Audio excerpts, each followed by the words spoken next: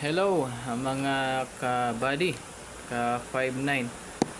Sagutin lang po natin yung tanong ni Sir Bongski Almonte Dabasol regarding po ito sa kanyang agency na delay daw ang sahod, below minimum, and wala pong remittance dun sa mga benepisyo natin.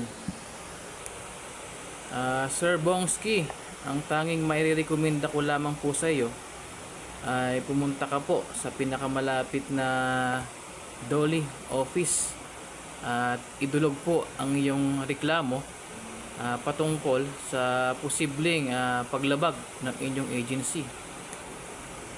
Yung DOLE po or yung Department of Labor and Employment. So ito po yung meaning niya. At ito po yung mga dapat mong dalhin.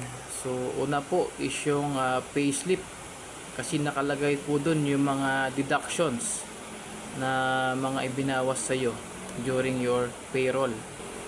Then pangalawa po is yung DTR or yung daily time record natin sa detachment. Pwede ka pong humingi ng Xerox copy nito. Then pangatlo po is yung print out galing sa SS, Pag-ibig and PhilHealth. Kung ang gamit nyo po ay yung mobile phone sa pag-verify ng mga hulog nila, is pwede nyo po itong i-screenshot, then ipa-print out nyo po. Then pangapat po is yung agency ID, para ma-recognize ka po na ikaw ay kabilang sa agency na ito. At kapag 3 beses po ipinatawag ang inyong agency at hindi pa rin po sila nakipag-cooperate, kayo po ay i-endorse sa NLRC or yung National Labor Relation Commission. Sila po ang in charge na mag-resolve ng mga labor dispute tulad ng unfair labor practices case. Pangalawa po is yung illegal dismissal.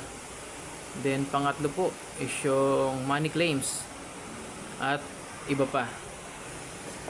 Then si NLRC na po ang mag-guide sa inyo ng mga sumusunod pong dapat mong gawin. At hanggang dito na lang muna po mga kabady, ka-59. At maraming salamat po. Please follow and share. Thank you.